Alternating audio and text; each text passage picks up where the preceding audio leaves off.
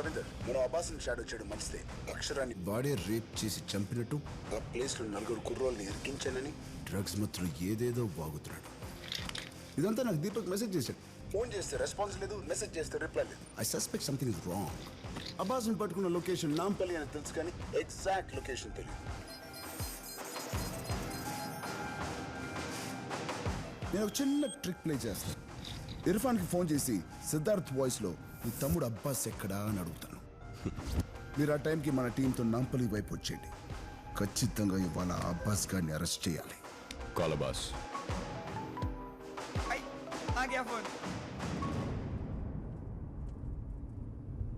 Call Irfan.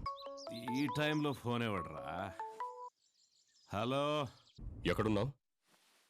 Sir పనిలో ఉన్నాను sir. Abbas ఎక్కడ? తమ్ముడు నాంపల్లి గెస్ట్ హౌస్ లో ఉన్నాడు సార్. ధ్రువ అబ్బాస్ ని అరెస్ట్ చేయడానికి వెతుకుతున్నాడు. అబ్బాస్ డీటెయిల్స్ కోసం నీకు ఫోన్ చేసి నా వాయిస్ తో మాట్లాడి నేను చీట్ చేయొచ్చు. కేర్ఫుల్ గా ఉండు, ఓకే? నేనే ఓ పెద్ద చీటర్ని సార్. నన్నేవాడు సార్ చీట్ చేసేది? నేను చూసుకుంటాను, మీరు వదిలేయండి. రవీందర్, ఇర్ఫాన్కి ఫోన్ చేయాల్సిన అవసరం లేదు. అబ్బాస్ మొయినాబాద్ ఫామ్ హౌస్ లో ఉన్నాడని వాడి ఫోన్ సిగ్నల్స్ ద్వారా ట్రేస్ చేశాను. నేను అక్కడికే వెళ్తున్నాను, నువ్వు మన టీంతో అక్కడికి వచ్చాయి. కాల్ ఇర్ఫాన్. సార్ చెప్పినట్టు ఎవడో ఫోన్ చేశాడు. హలో. ఏయ్, నీ తమ్ముడు ఎక్కడ? నాంపల్లిలో ఉన్నాడా, మొయినాబాద్ ఫామ్ హౌస్ లో ఉన్నాడా? రే మైల్ స్వామి కుత్తే, నువ్వు మిమిక్రీ చేస్తే నన్ను గుర్తుపట్టలేను అనుకుంటున్నావరా మైల్ స్వామి? నేను సిద్ధార్థుని మాట్లాడుతున్నాను రా.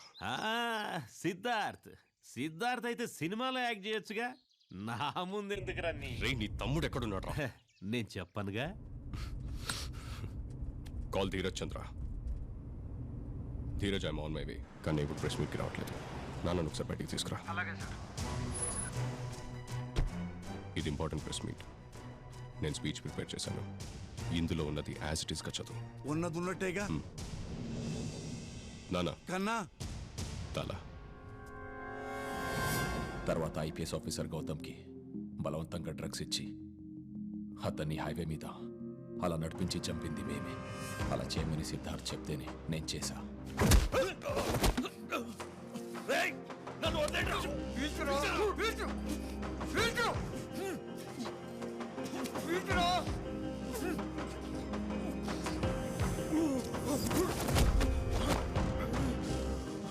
గౌరవనీయులైన ఆరోగ్య శాఖ మంత్రి చెంగల్ రాయుడు గారు జనరిక్ మెడిసిన్ గురించి ఒక ముఖ్య ప్రకటన చేయబోతున్నారు. సభకు నమస్కారం. నేను ఆరోగ్య శాఖ మంత్రిగా ప్రమాణ స్వీకారం చేసినప్పుడు రాష్ట్రాన్ని ఆరోగ్యవంతంగా, ఏ రోగం లేని సమాజంగా మారుస్తానని చెప్పాను. అది జరిగిందా? జరగలేదు.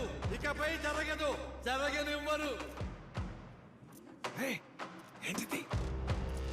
క్యాన్సర్ వ్యాధికి సంబంధించి జనరిక్ మెడిసిన్ ని తక్కువ ధరకు అందించడానికి ఏంజెలినా మేడం గారు మంచి మనసుతో ముందుకొస్తే తమ వ్యాపారాలకు నష్టం వస్తుందని, అది ఎలాగైనా ఆపాలని మన ముఖ్యమంత్రి గారిని కోరారు. ఆ సమయంలో పెద్ద మొత్తంలో డబ్బులు చేతులు మారాయి. వీళ్ళ దగ్గర మైనారిటీ ప్రభుత్వం ముఖ్యమంత్రి కీలుబొమ్మయ్యారు.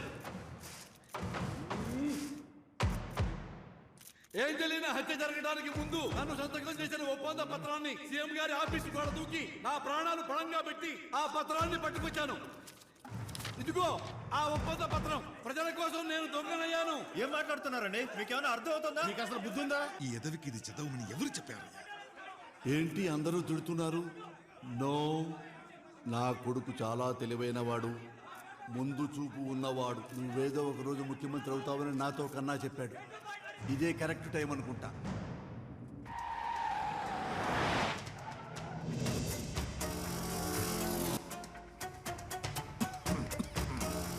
వాడొచ్చాడు, పదండి. అబ్బాస్,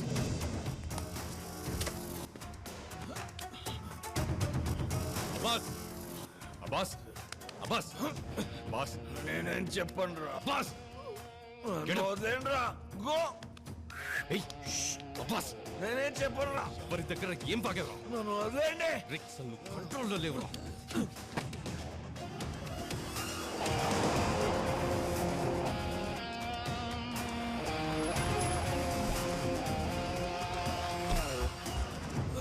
బాస్, బాస్, రేయ్, రేయ్, గెట్ అప్. చెప్పరా.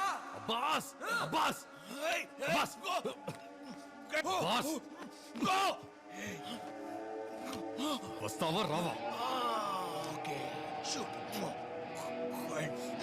వాళ్ళు వచ్చేస్తున్నారా? నిజమే చెప్తా.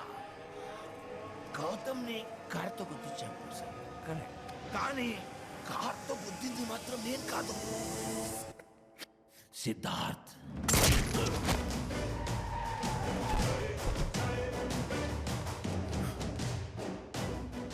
షిట్! ఎవరు చంపుతారు వీరిని? చాలా ఇంపార్టెంట్ ఎవిడెన్స్ వీడు.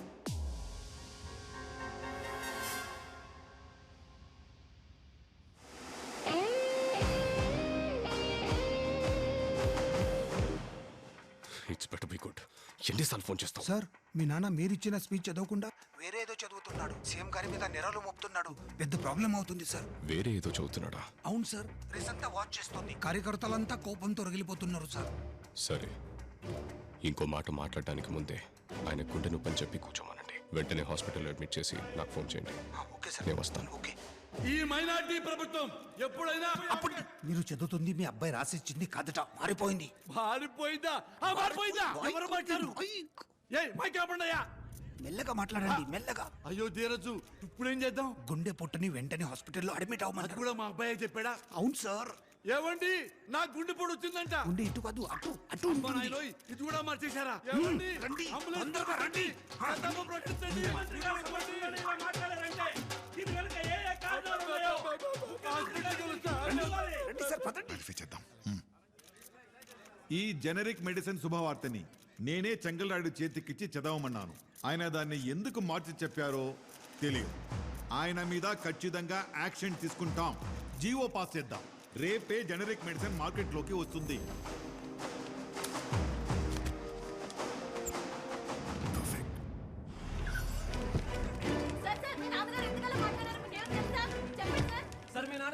సార్, మీ నాన్నగారు చదివింది ఇదే సార్.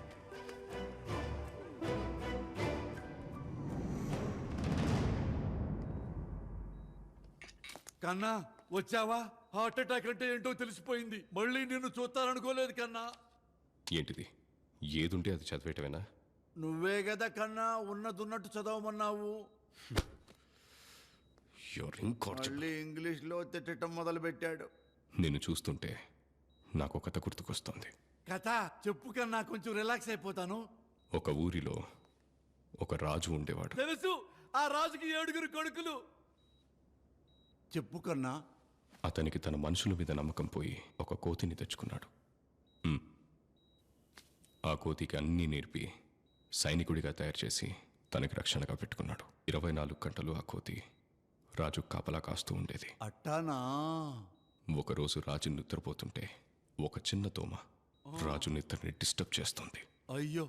ఆ కోతి అన్ని రకాలుగా ట్రై చేసింది, అయినా దోమ పోలేదు. ఇంతలో ఆ దోమ వెళ్ళి రాజు గొంతుపై వాలింది. అమ్మో. కోతి కోపం వచ్చి ఒక పెద్ద కత్తి తీసి రాజు గొంతుపై ఉన్న దోమని ఒక్క దెబ్బతో నరికేసింది. దోమ చచ్చి ఉండాలే. ఏంది, కత్తితో నరికినా చచ్చిపోలేదా? ఓహో, చావలేదా?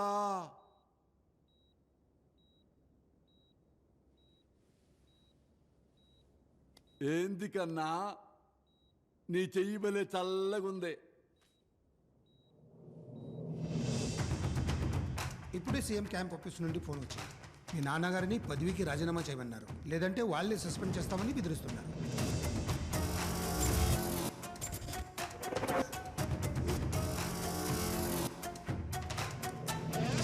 ఎస్ ధ్రువ. సిద్ధార్థ్ అభిమన్యు ఇర్ఫాన్ తమ్ముడు అబ్బాస్ని చంపినట్టు ఆ వీడియో ఎవిడెన్స్ తన దగ్గర ఉన్నట్టు ఒక ఇన్ఫార్మర్ నుంచి న్యూస్ వచ్చింది.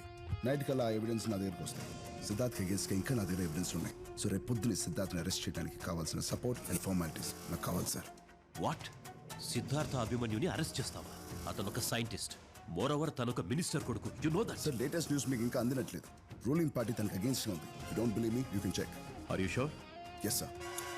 సార్, సిద్ధార్థకి అగెనిస్ట్గా ఏసీపీ ధ్రువ ఎవిడెన్స్తో వచ్చాడు. ఎవిడెన్స్ స్ట్రాంగ్గా ఉంటే ఇమ్మీడియట్గా యాక్షన్ తీసుకోమంటున్నారు. ఒకసారి ఎవిడెన్స్తో సీఎం గారు సాయంత్రం వచ్చి కలవమన్నారు. Sure sir, I'll get ready for the meeting.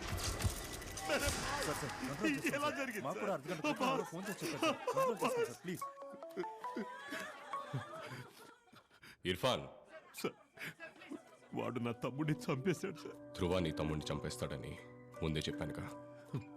Sir వాడెక్కడున్నాడో చెప్పండి సార్, అడ్డంగా నరికి పారేస్తాను. అది నేను చూసుకుంటాను, కానీ ముందు నువ్వు పని చేయాలి. చెప్పండి సార్.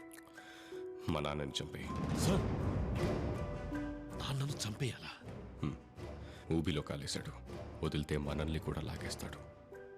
చంపేశాక ఫోన్ చేయి. సరే సార్.